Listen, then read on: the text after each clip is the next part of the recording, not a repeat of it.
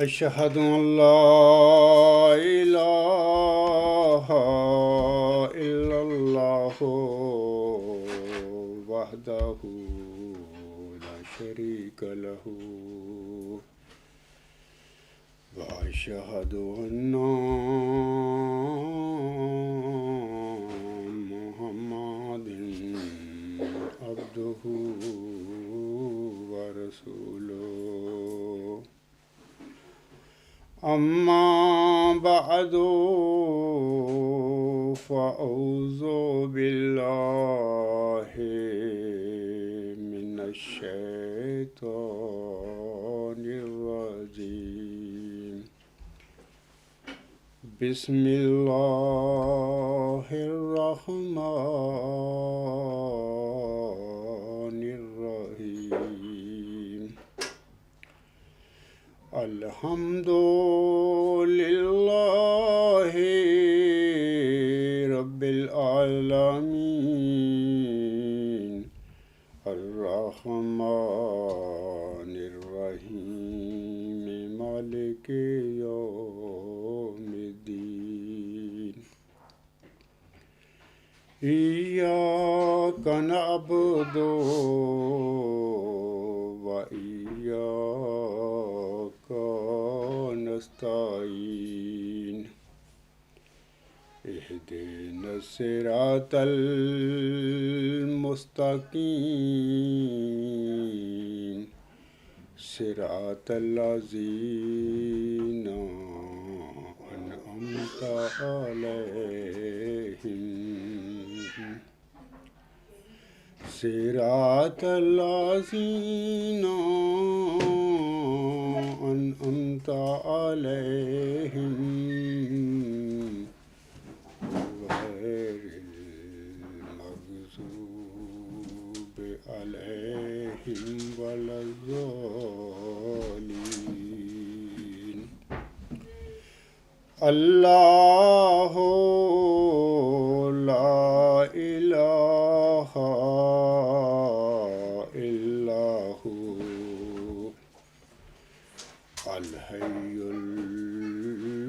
القيوم لا تأخذه سنة ولا نوم له ما في السماوات وما في الأرض من ذا الذي يشفع عنده إلا بإذنه يعلم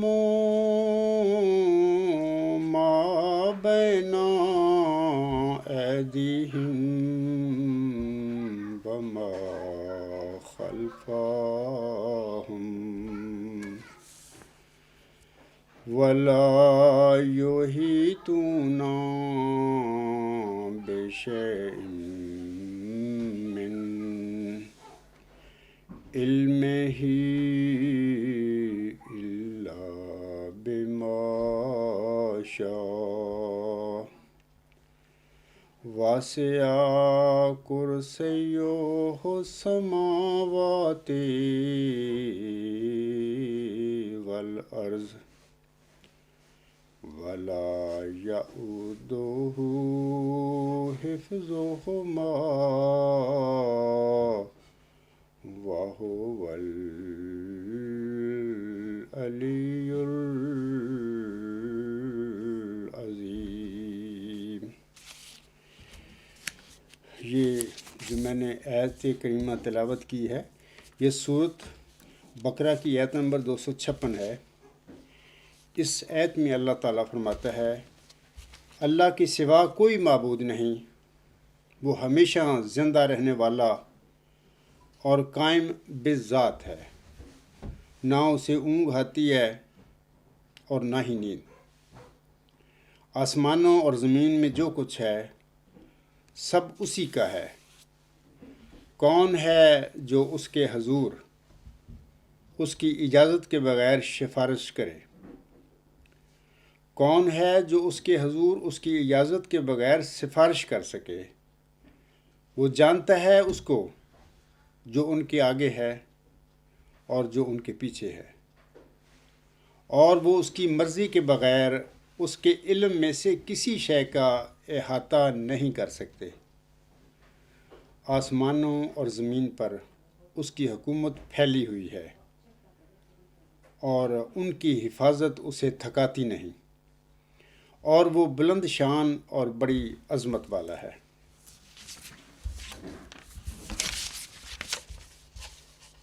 عام طور پر اللہ تعالیٰ کی کرسی اور عرش کے متعلق پبلک میں بہت سارے مغالطے پائے جاتے ہیں۔ عام لوگ سمجھتے ہیں کہ اللہ تعالیٰ کائنات اور دنیا کو بنا کر یا تخلیق کر کے آسمانوں کے اوپر اپنے تخت پر بیٹھا ہوا ہے۔ اب سوال ہے کہ اللہ تعالیٰ کی کرسی اور عرش الہی کی حقیقت سے کیا مراد ہے؟ آج کے خطبہ جمعہ میں خاکسر اسی سوال کا جواب دے گا۔ وما توفیقی الا باللہ العلی العظیم۔ سامعین کرام، امام مہدی و مسیح موعود حضرت مرزا غلام احمد علیہ السلام نے عرفان باری تعالیٰ سے متعلق اپنی عظیم و شان کتاب چشمہ معرفت کے صفحات 177 تا 182 پر لیکھ رام کے مبالغہ کا مضمون درج فرمایا ہوا ہے۔ لیکھ رام پشاوری اپنے مبالغہ میں قرآن کریم کی تعلیم پر اعتراض کرتے ہوئے اپنے پرمیشر کے حوالہ سے لکھتے ہیں، وہ آسمان یا عرش پر نہیں بلکہ سرب بیاپک ہے۔ یہ سرب بیاپک ہندی یا سنسکرت کا لفظ ہے اور اس کے معنی حاضر و ناظر ہونے کے ہیں۔ آپ کو واضح رہے، ہندو دھرم میں بھی کہا جاتا ہے کہ بھگوان یعنی اللہ تعالیٰ حاضر و ناظر یعنی اومنی پریزنٹ ہے، لیکن دین اسلام میں بھی ہماری کتاب قرآن کریم ہمیں بتاتی ہے کہ اللہ تعالیٰ حاضر و ناظر یعنی اومنی پریزنٹ ہے۔ لیکن اللہ تعالیٰ کے حاضر و ناظر ہونے کے حوالہ سے ہندوؤں کے تصور اور قرآن کریم کے تصور میں زمین و آسمان کا فرق ہے۔ ہندو عقیدے کے مطابق بھگوان یعنی اللہ تعالیٰ کائنات اور کائنات کی ہر مادی یا غیر مادی شے میں موجود ہے، حالانکہ امر واقعہ یہ ہے کہ اللہ تعالیٰ یعنی بھگوان کائنات میں ہر جگہ موجود ہے، لیکن اس کے باوجود ہندوؤں کے عقیدہ کی طرح وہ کائنات کی کسی مادی یا غیر مادی شے میں موجود نہیں ہے۔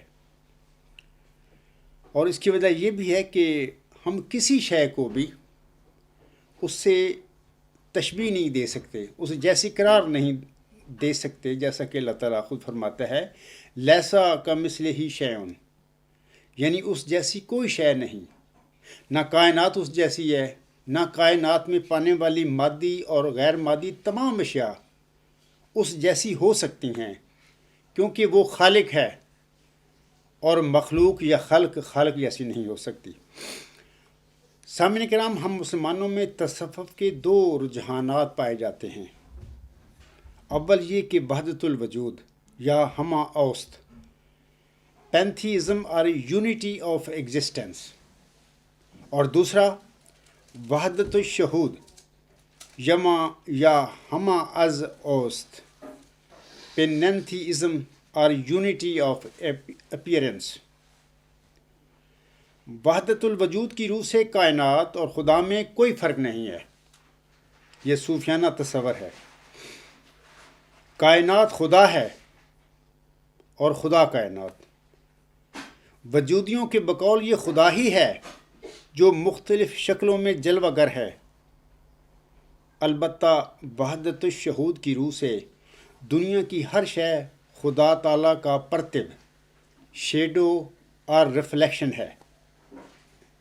شہودیوں کے بقول خدا نہ صرف کائنات کے اندر بلکہ اس سے ماورا بھی ہے، یعنی خدا کائنات کے اندر محدود نہیں بلکہ اس کے بہت سے ایسے پہلو بھی ہیں جو کائنات کے زمانی اور مکانی تعینات میں نہیں آتے۔ اس نظریہ کے مطابق تمام اشیاء خدا سے ہیں، کوئی شے بذات خود موجود نہیں، بلکہ ہر شے اپنی ہستی کے لیے اللہ تعالیٰ کی محتاج ہے۔ لیکن تمام صوفیہ اس بات پر متفق ہیں کہ حقیقت مطلقہ فی نفس ہی غیر تغیر پذیر، واحد اور ماورائے ادراک ہے۔ اس حقیقت مطلقہ یعنی ایبسولیوٹ ریالٹی کا اظہار جب صفاتی سطح پر ہوتا ہے، یعنی جب یہ زمانی و مکانی تعینات میں جلوہ گر ہوتی ہے تو کائنات بن جاتی ہے۔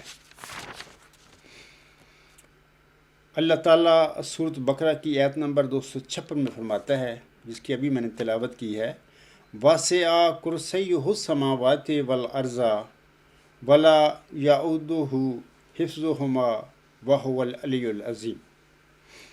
آسمانوں اور زمین پر اس کی حکومت پھیلی ہوئی ہے اور ان کی حفاظت اسے تھکاتی نہیں، اور وہ بلند شان اور بڑی عظمت والا ہے۔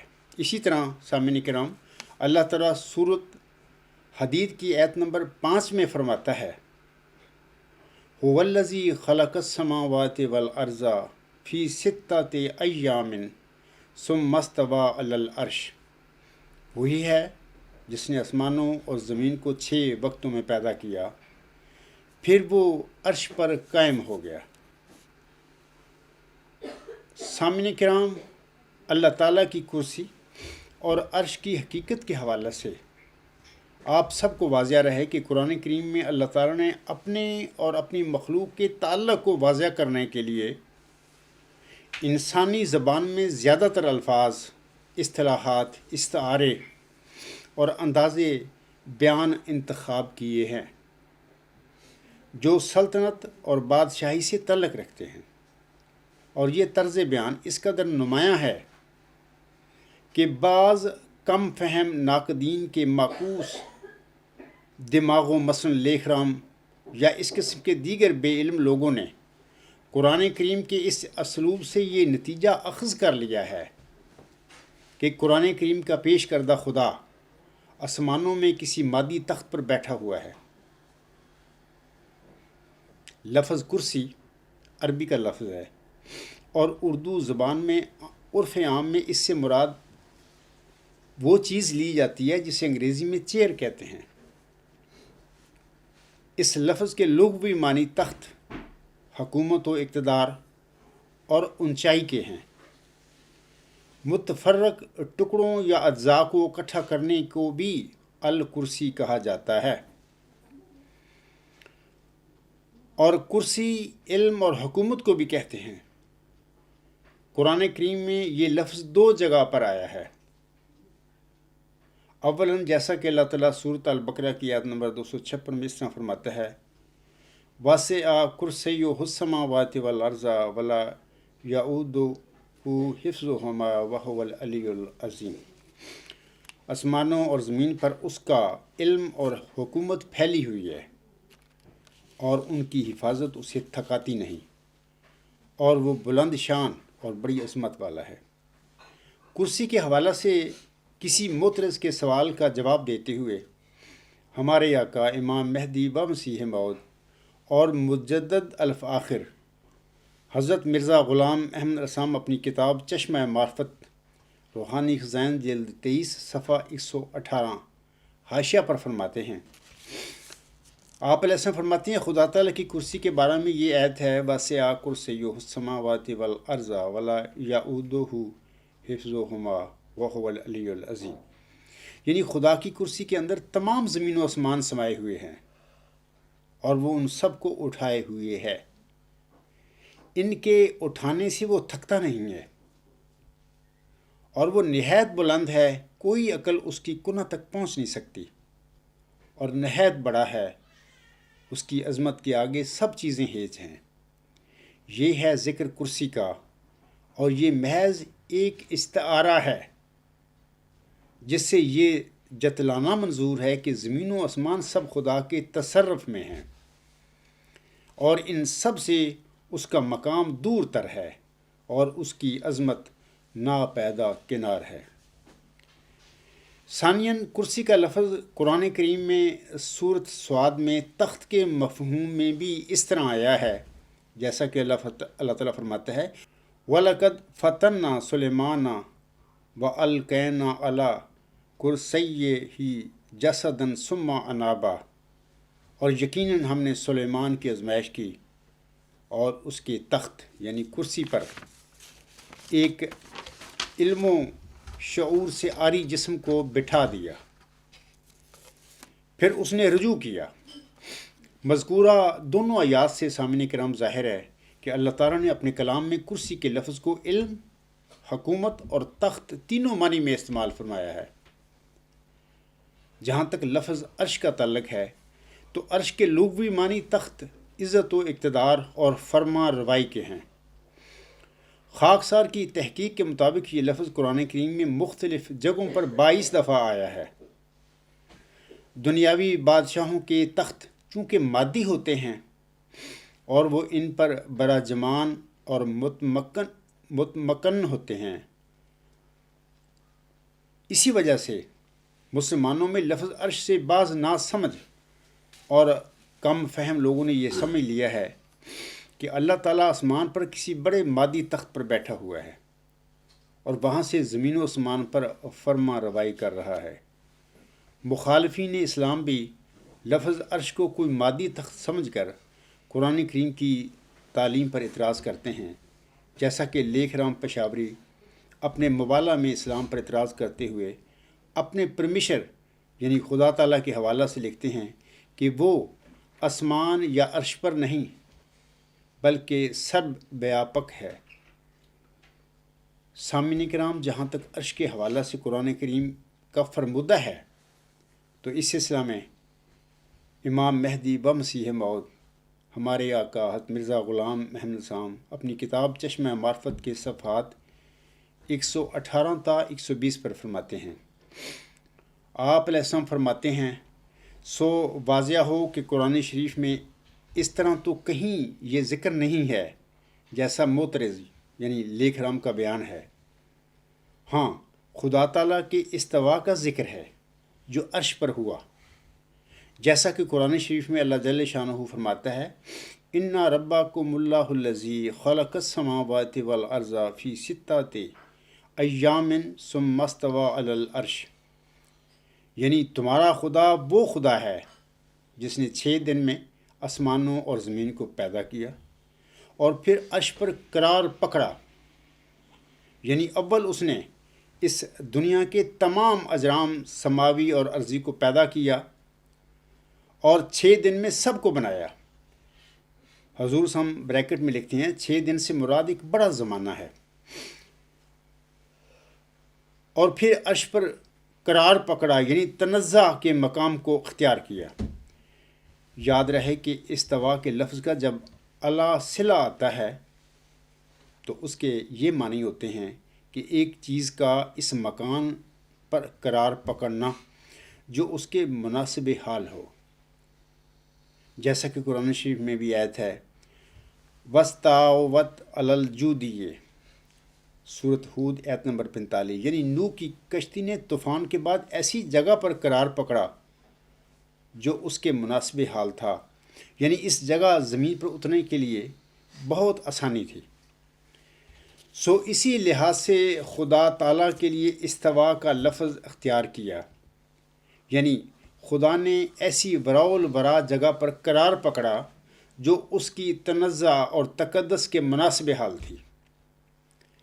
چونکہ تنزع اور تقدس کا مقام ما سوی اللہ کے فنا کو چاہتا ہے، سو یہ اس بات کی طرف اشارہ ہے کہ جیسے خدا بعض اوقات اپنی خالقیت کے اسم کے تقاضا سے مخلوقات کو پیدا کرتا ہے، پھر دوسری مرتبہ اپنی تنزع اور وحدت ذاتی کے تقاضا سے ان سب کا نقش ہستی مٹا دیتا ہے۔ غرض عرش پر قرار پکڑنا مقام تنزع کی طرف اشارہ ہے، تا ایسا نہ ہو کہ خدا اور مخلوق کو باہم مخلوط سمجھا جائے، پس کہاں سے معلوم ہوا کہ خدا عرش پر یعنی اس وراء الورا مقام پر مقید کی طرح ہے اور محدود ہے؟ قرآن شریف میں تو جا بجا بیان فرمایا گیا ہے کہ خدا ہر جگہ حاضر و ناظر ہے، جیسا کہ وہ فرماتا ہے بہوا معکم اینا ما کنتم، یعنی جہاں کہیں تم ہو اسی جگہ خدا تمہارے ساتھ ہے۔ اسی طرح قرآن شریف میں فرمایا ہے هو الاول والآخر والظاہر والباطن، یعنی خدا سب سے پہلے ہے اور باوجود پہلے ہونے کے پھر سب سے آخر ہے، اور وہ سب سے زیادہ ظاہر ہے اور پھر باوجود سب سے زیادہ ظاہر ہونے کے پھر سب سے پوشیدہ ہے۔ اور پھر فرمایا اللہ نور السماوات والارض، یعنی خدا ہر ایک چیز کا نور ہے، اسی کی چمک ہر ایک چیز میں ہے، خواہ وہ چیز آسمانوں میں ہے اور خواہ وہ زمین میں۔ اور پھر فرمایا کہ کان اللہ بکل شین محیطہ، یعنی خدا ہر ایک چیز پر احاطہ کرنے والا ہے۔ اور پھر فرمایا وَنَحْنُ أَقْرَبُ إِلَيْهِ مِنْ حَبْلِ الْوَرِيدِ، یعنی ہم انسان کی رگ جان سے بھی اس سے نزدیک تر ہیں۔ اور پھر فرمایا اللہ لا الہ الا هو الحی القیوم، یعنی وہی خدا ہے، اس کے سوا کوئی نہیں، وہی ہر ایک جان کی جان اور ہر ایک وجود کا سہارا ہے۔ اس آیت کے لفظی معنی یہ ہیں کہ زندہ وہی خدا ہے اور قائم بذات وہی خدا ہے، بس جب کہ وہی ایک زندہ ہے اور وہی ایک قائم بذات ہے، تو اس سے صاف ظاہر ہے کہ ہر ایک شخص جو اس کے سوا زندہ نظر آتا ہے وہ اسی زندگی سے زندہ ہے، اور ہر ایک جو زمین یا آسمان میں قائم ہے وہ اسی کی ذات سے قائم ہے۔ اور پھر فرمایا هو الذی فی السماء الہ وفی الارض الہ، یعنی وہی خدا زمین میں ہے اور وہی خدا آسمان میں ہے۔ اور پھر فرمایا ما یکون من نجوا ثلاثات الا هو رابعهم ولا خمسۃ الا هو سادسهم، یعنی جب 3 آدمی کوئی پوشیدہ بات کرتے ہیں تو چوتھا ان کا خدا ہوتا ہے، اور جب 5 کرتے ہیں تو چھٹا ان کا خدا ہوتا ہے۔ ایسا ہی بہت سی اور آیات میں بار بار فرمایا گیا ہے کہ خدا ہر جگہ حاضر و ناظر ہے۔ خدا ہر جگہ یعنی حاضر و ناظر مینز کہ اومنی پریزنٹ ہے، یہاں تک کہ وہ ہر ایک جان کی بھی جان ہے۔ اور ہم پہلے بھی بیان کر چکے ہیں کہ اگر خدا تعالیٰ اسی ایک پہلو تک معرفت الہی کے مسئلہ کو ختم کرتا کہ خدا مخلوق سے الگ نہیں، تو ہندوؤں کی طرح مسلمانوں میں بھی مخلوق پرستی شروع ہو جاتی، کیونکہ اس صورت میں خدا میں اور مخلوق میں کوئی مابہ امتیاز باقی نہ رہتا۔ تو سامعین کرام، اب حضور صاحب نے بھی یہ بہت ساری آیات کا یہاں پر ذکر فرمایا ہے، اور جب 3 آدمی ہوتے ہیں وہاں پر چوتھا اللہ تعالیٰ ہوتا ہے، اور اللہ تعالیٰ یہ بھی فرماتا ہے جہاں کہیں بھی تم ہو میں تمہارے ساتھ ہوتا ہوں، اور یہ بھی اللہ فرماتا ہے کہ میں تمہاری رگ جان سے بھی نزدیک ہوں، اور یہ بھی اللہ فرماتا ہے کہ وہ آسمانوں اور زمین کا نور ہے۔ یہ خاکسار کا جو خطبہ جمعہ 10 جولائی 2020 کا ہے، خاکسار نے بھی وہاں پر بہت ساری آیات کریمہ کا ذکر فرمایا تھا، لیکن سوال حضور صاحب نے بھی یہاں پر بہت ساری آیات قرآنیہ کا ذکر فرمایا ہے۔ اب سوال ہے کہ وہ وجود یا ذات ہے کیا جو جب 3 آدمی کسی جگہ پر ہوں چوتھا وہ ہوتا ہے؟ وہ کیا ذات ہے، وہ کیا وجود ہے کہ جو جہاں پر بھی ہم ہوں وہ ہمارے ساتھ ہوتا ہے؟ یا وہ کیا ذات، وہ کیا وجود ہے جو آسمانوں اور زمین کا نور ہو سکتا ہے؟ یا غور کریں اس بات پر کہ وہ کیا وجود اور ذات ہو سکتی ہے جو کہ انسان کی رگ جان سے بھی اس کے نزدیک ہے۔ بہت ساری آیات حضور صاحب نے پڑھی لکھی ہیں یہاں پر، اب پھر وہ سوال پیدا ہوتا ہے کہ اس سارا میں نے جو پڑھا ہے حضور صاحب کا حوالہ کہ وہ وجود یا ذات ہے کیا، کیونکہ حضور صاحب نے جو کچھ لکھا ہے وہ علم و معرفت سے بھرپور باتیں لکھی ہیں، لیکن سوال وہیں پر کھڑا ہے کہ وہ ذات، وہ وجود، وہ ریئلٹی ہے کیا۔ خاک صاحب نے اپنے 10 جولائی 2020 کے خطبہ جمعہ میں بھی سامعین کرام اسی کے متعلق بتایا تھا کہ وہ ذات یا وہ وجود یا وہ ریئلٹی اعلیٰ انتہائی ہماگیر حق ہے۔ انگلش میں اس طرح ہم اس کو کہیں گے کہ سپریم الٹیمیٹ یونیورسل ٹروتھ ہے۔ آپ سوچیں، غور کریں، بار بار غور کریں اس بات پر جو میں چاروں لفظ میں نے پڑھے ہیں کہ اعلیٰ انتہائی ہماگیر حق، سپریم الٹیمیٹ یونیورسل ٹروتھ، یہ جو لفظ ہیں چاروں، جب اس سیکوینس میں، اس ترتیب میں ہم پڑھتے ہیں تو یہ چاروں الفاظ ہمیں ایک تصور کی طرف، اس حقیقت کی طرف، ایک وجود کی طرف لے جاتے ہیں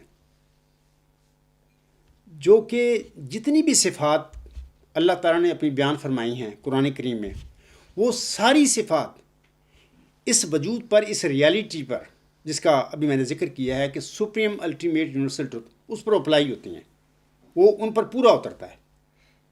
تو اس کا مطلب یہ ہے کہ وہ ذات، وہ وجود، وہ ریالٹی، وہ ہستی اللہ تعالیٰ ہے، خود وہ فرماتا ہے۔ یہ جو حضور صاحب نے جتنی بھی قرآن کریم کی آیات کا ذکر فرمایا ہے، ان میں وہ جو وجود ہے وہ اعلیٰ انتہائی ہماگیر حق ہے۔ علاوہ اس کے سامعین کرام، اللہ تعالیٰ سورۃ الحدید کی آیات 4 اور 5 میں فرماتا ہے،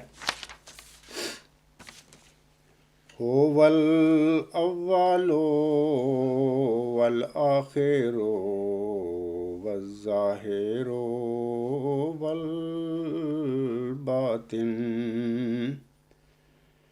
وهو بكل شيء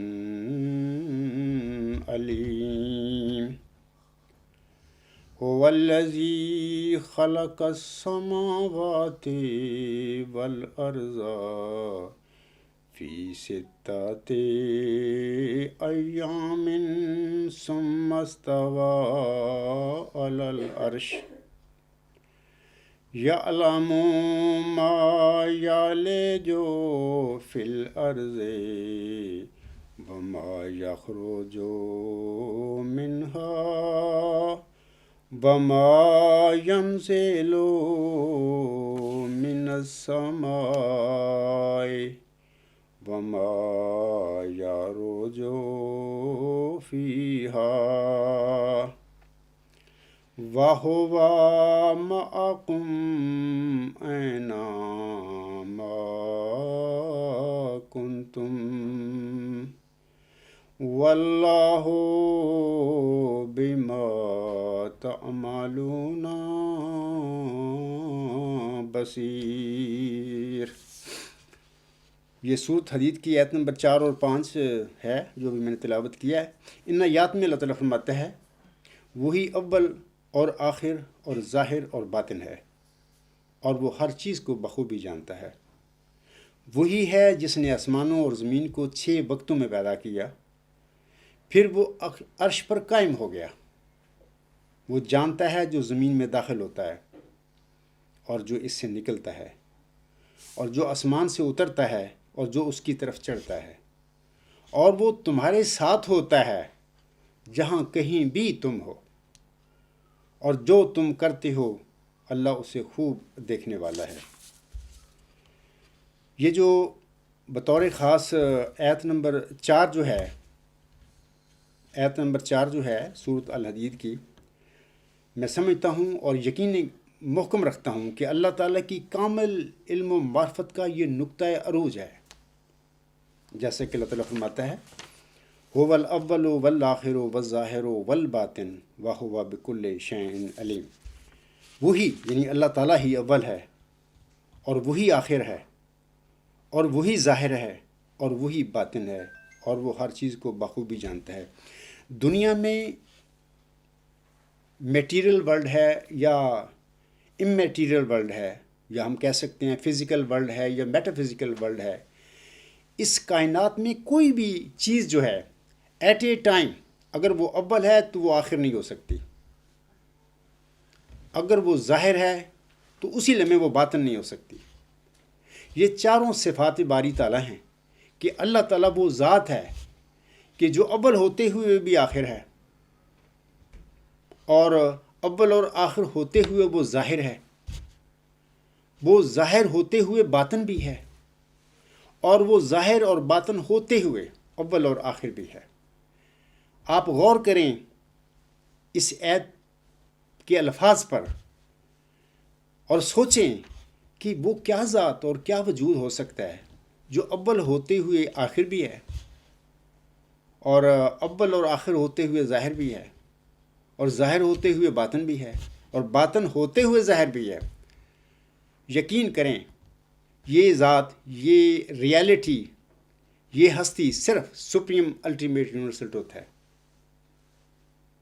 یہ وجود اعلیٰ انتہائی ہماگیر حق ہے، اس کے علاوہ کوئی ایسا وجود ہو ہی نہیں سکتا دنیا میں جس کو متعلق ہم کسی لمحے بھی کہیں کہ وہ اول بھی ہے، وہ آخر بھی ہے، وہ ظاہر بھی ہے اور باطن بھی ہے۔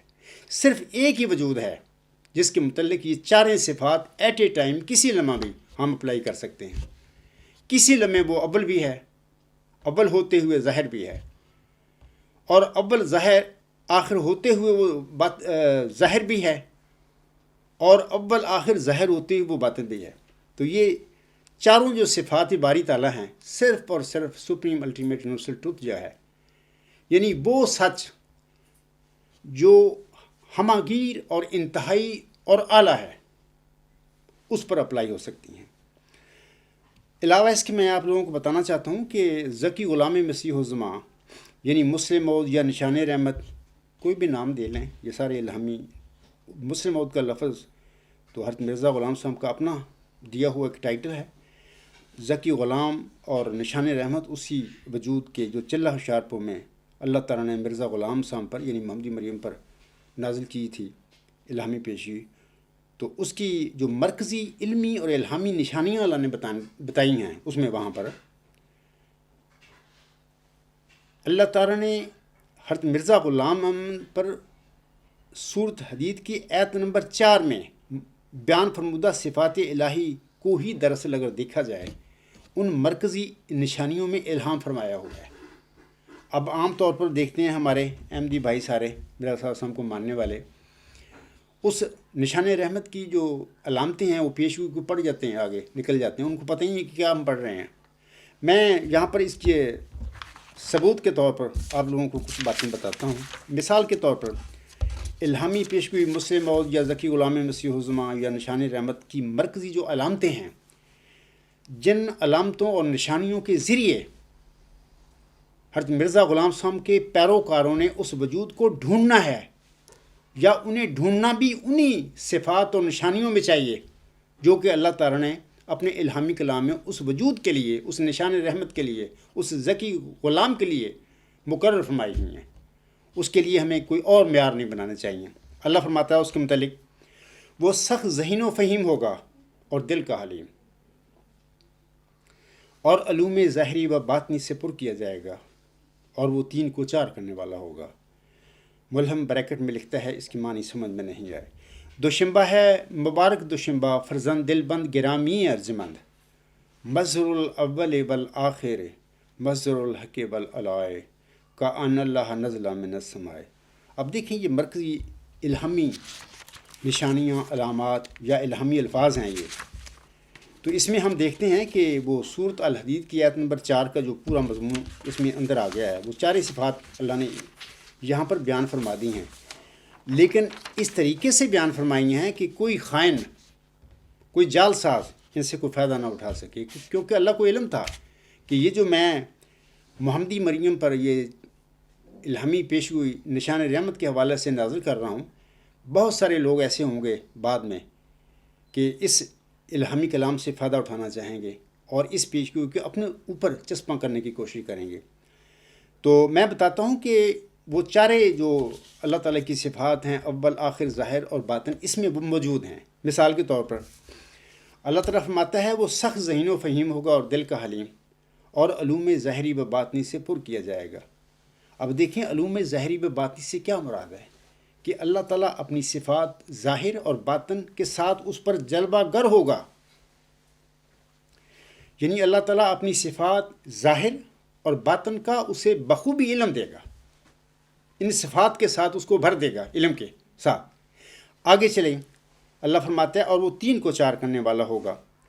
دوشنبہ ہے مبارک دوشنبہ فرزند دل بند گرامی ارجمند، مظہر الاول والآخر۔ اب دیکھیں وہ اول اور آخر صفات جو ہے سورۃ حدید کی آیت نمبر 4 میں وہ بھی آ گیا، یعنی اللہ کی چاروں صفات سورۃ الحدید میں جو بیان فرمائی گئی ہیں، اول آخر ظاہر اور باطن، وہ چاروں ذکی غلام مسیح الزماں یا نشان رحمت کی مرکزی جو نشانیاں اللہ تعالیٰ نے محمدی مریم پر الہام فرمائی تھیں، یہ چاروں صفات باری تعالیٰ جو سورۃ الحدید کی آیت نمبر 4 میں اللہ نے بیان فرمائی، وہ ساری اس مرکزی نشانیوں میں آ گئی ہیں، مطلب کہ ظاہر اور باطن، اول اور آخر۔ علاوہ اس کے ایک ضمنی سی بات میں بتا دیتا ہوں لوگوں کو کہ یہاں پر اگلا جو الہامی الفاظ ہیں، اللہ لکھتا ہے مظہر الحق والعلائے کان اللہ نزل من السماء۔ یہ جو لفظ میں آپ لوگوں کے آگے پڑھتا ہوں نا، یہ چاروں الفاظ سپریم الٹیمیٹ یونیورسل ٹروتھ اس آیت پر الہام ہوئے تھے۔ سب سے پہلے لفظ جو الہام ہوا وہ ٹروتھ تھا، اس کے بعد دوسرے نمبر پر جو الہام لفظ ہوا وہ یونیورسل تھا، اور تیسرے جو آتا ہے لفظ وہ الٹیمیٹ، وہ تیسری نمبر پہ اگر وہ الہام ہوا مجھ پر۔ آخری اور لاسٹ چوتھا لفظ جو ہے وہ سپریم اس آیت پر الہام ہوا تھا، اس کے بعد پھر کچھ مجھ پر نازل نہیں ہوا، یعنی اس ڈیفینیشن کے حوالے سے۔ اب دیکھیں کہ سپریم الٹیمیٹ یونیورسل ٹروتھ، یعنی پہلے سپریم کا لفظ ہے اور آخری لفظ ٹروتھ ہے۔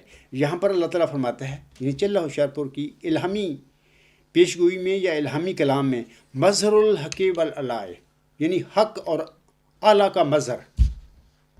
اب دیکھیں کہ اللہ تعالیٰ وہی باتیں ایک بندے پر الہام فرما رہا ہے، یعنی جب اس کو علم دے رہا ہے اپنی علم اور اپنی معرفت کا، تو وہ جو جن صفات باری تعالیٰ میں اس کو وہ علم اللہ تعالیٰ دے رہا ہے یا اسے دیا جا رہا ہے، وہ وہی صفات ہیں جس کا الہامی پیشگوئی مسلم موعود میں اللہ نے ذکر فرما دیا کہ مظہر الحق والعلیٰ، یعنی وہ حق اور اعلیٰ کا مظہر ہوگا، یعنی اللہ تعالیٰ کی صفات حق اور اعلیٰ کا اللہ تعالیٰ اس کو علم دے گا۔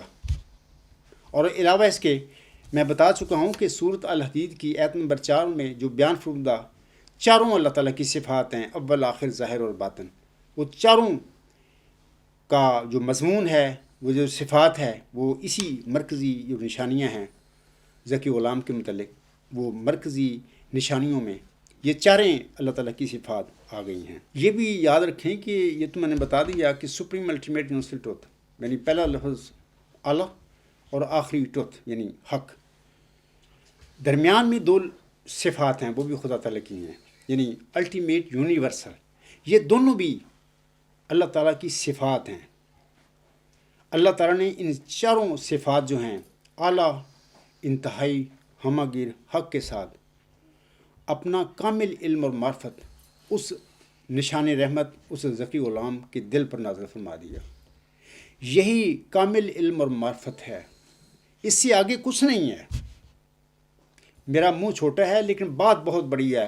اس کائنات کا خلاصہ جو ہے وہ چاروں یہ الفاظ ہیں، اعلیٰ، انتہائی، ہمہ گیر، حق، یا سپریم الٹیمیٹ یونیورسل ٹروتھ۔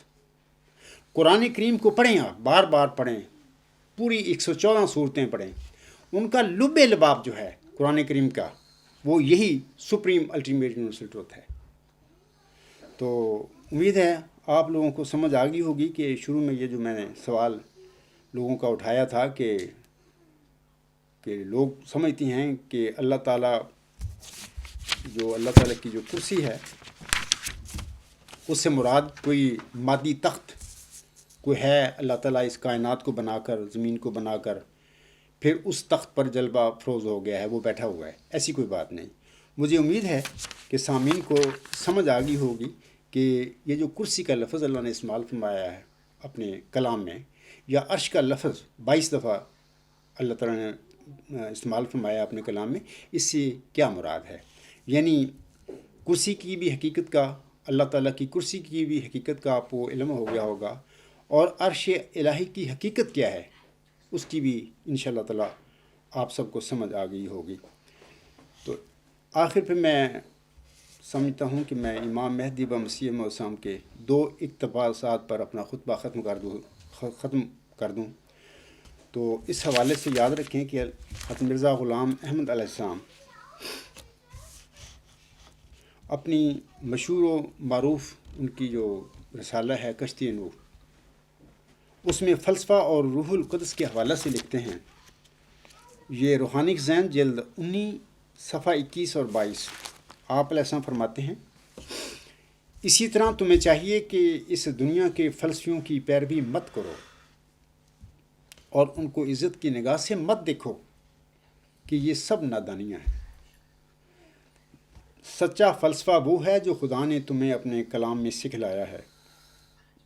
ہلاک ہو گئے وہ لوگ جو اس دنیاوی فلسفہ کے عاشق ہیں، اور کامیاب ہیں وہ لوگ جنہوں نے سچے علم اور فلسفہ کو خدا کی کتاب میں ڈھونڈا۔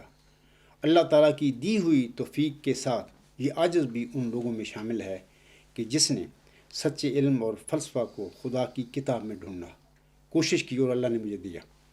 آگے حسن فرماتے ہیں، نادانی کی راہیں کیوں اختیار کرتے ہو؟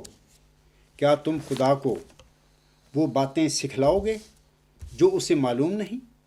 کیا وہ جو خود اندھا ہے وہ تمہیں کیا راہ دکھائے گا؟ بلکہ سچا فلسفہ روح القدس سے حاصل ہوتا ہے، جس کو جماعت احمدیہ قبرستان میں بھی بند کر کے بیٹھ گئے ہیں کہ نہیں، اب کوئی وہی روح القدس نہیں نازل ہوگا کسی پر، کوئی سچی خواب بھی نہیں کو دیکھ سکے گا۔ یہ دیکھو کہ مرزا غلام صاحب کی جماعت کو ان لوگوں نے کیا بنا دیا۔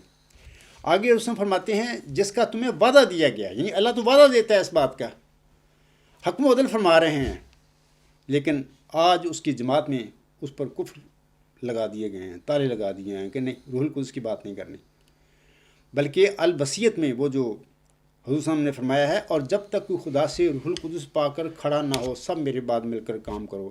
اتنے بدبخت یہ لوگ ہیں، کہتے ہیں کہ مسیح موعود کے ہم خلیفے ہیں۔ اتنے بدبخت لوگ ہیں کہ مرزا غلام صاحب کا یہ فکرہ ہی جب بھی تقریر کرتے ہیں، جب بھی تحریر میں استعمال کرتے ہیں یہ اقتباس، اس میں سے یہ فکرہ نکال دیتے ہیں۔ ان کو فلسفہ اور علم و معرفت ملے گی؟ اب اللہ تعالیٰ ایسے بدبختوں کو دے گا؟ ہرگز نہیں۔ آگے حسن فرماتے ہیں، تم روح کے وسیلہ سے ان پاک علوم تک پہنچائے جاؤ گے جن تک غیروں کی رسائی نہیں۔ کتنی خوبصورت بات فرما دی۔ اگر صدق سے مانگو گے تو آخر تم پاؤ گے، تب سمجھو گے کہ یہی علم ہے جو دل کو تازگی اور زندگی بخشتا ہے اور یقین کے مینار تک پہنچا دیتا ہے۔ وہ جو خود مردار خور ہے وہ کہاں سے تمہارے لیے پاک غذا لائے گا؟ وہ جو خود اندھا ہے وہ کیوں کر تمہیں دکھاوے گا؟ ہر ایک پاک حکمت آسمان سے آتی ہے، پس تم زمینی لوگوں سے کیا ڈھونڈتے ہو؟ جن کی روحیں آسمان کی طرف جاتی ہیں وہی حکمت کے وارث ہیں۔ جن کو خود تسلی نہیں وہ کیوں کر تمہیں تسلی دے سکتے ہیں؟ مگر پہلے دلی پاکیزگی ضروری ہے، پہلے صدق و صفا ضروری ہے، پھر بعد اس کے یہ سب کچھ تمہیں ملے گا۔ یہ خیال مت کرو کہ خدا کی وحی آگے نہیں بلکہ پیچھے رہ گئی ہے، اور روح القدس اب اتر نہیں سکتا بلکہ پہلے زمانوں میں ہی اتر چکا۔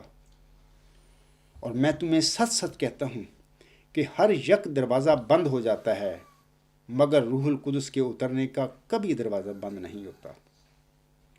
تم اپنے دلوں کے دروازے کھول دو تاکہ وہ ان میں داخل ہو۔ تم اس آفتاب سے خود اپنے تئیں دور ڈالتے ہو جبکہ اس شعاع کے داخل ہونے کی کھڑکی کو بند کرتے ہو۔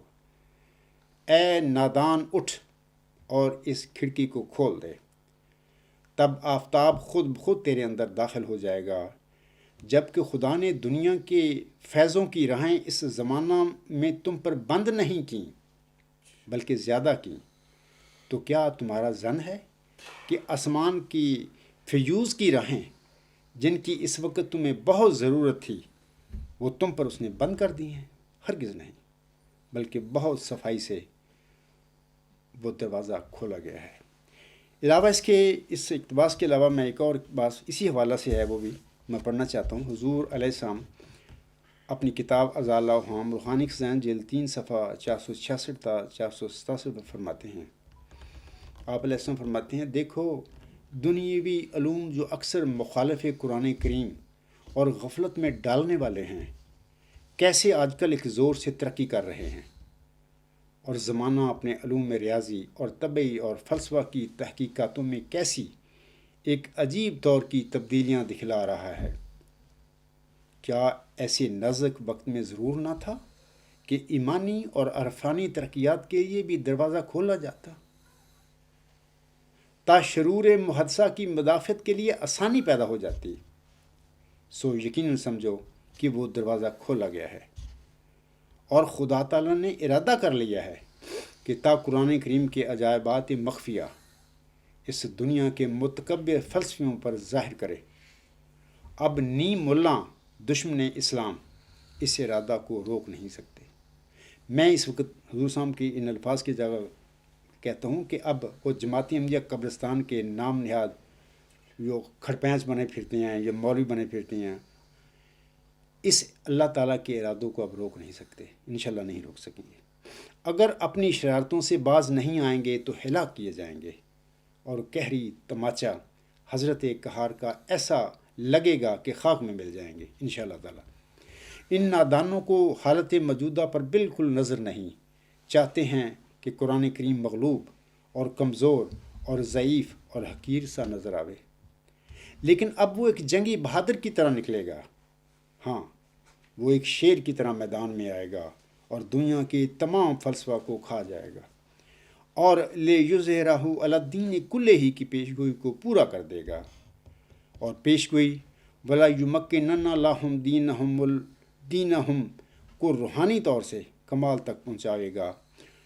اور میں ضمنی طور پر کہہ دیتا ہوں کہ یہ حضور صاحب نے یہ جو فرمایا ہے، وہ سب باتیں اس عاجز پر جو ورچوئس گاڈ کا ڈیوائن تھیوری الہام ہوئی ہے، اس میں ساری یہ چیزیں آ جاتی ہیں۔ تو اللہ تعالیٰ ہمیں توفیق بخشے کہ ہم حضرت بانی جماعت علیہ السلام کے نصائح پر، فرمودات پر عمل کرتے ہوئے اللہ تعالیٰ کی علم و معرفت کے جو خزانے ہیں ان کو حاصل کر سکیں۔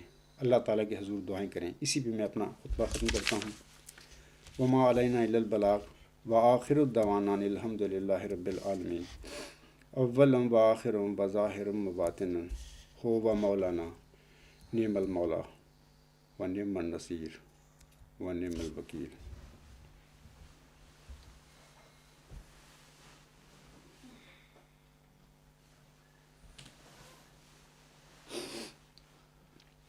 الحمد للہ نحمدہ ونستعینہ ونستغفرہ ونؤمن بہ ونتوکل علیہ ونعوذ باللہ من شرور انفسنا ومن سیئات اعمالنا، من یہدہ اللہ فلا مضل لہ ومن یضللہ فلا ہادی لہ، ونشہد ان لا الہ الا اللہ ونشہد ان محمدا عبدہ ورسولہ۔ عباد اللہ رحمکم اللہ، ان اللہ یأمر بالعدل والإحسان وإیتاء ذی القربى وینہی عن الفحشاء والمنکر والبغی یعظکم لعلکم تذکرون۔ اذکروا اللہ یذکرکم وادعوہ یستجب لکم ولذکر اللہ اکبر۔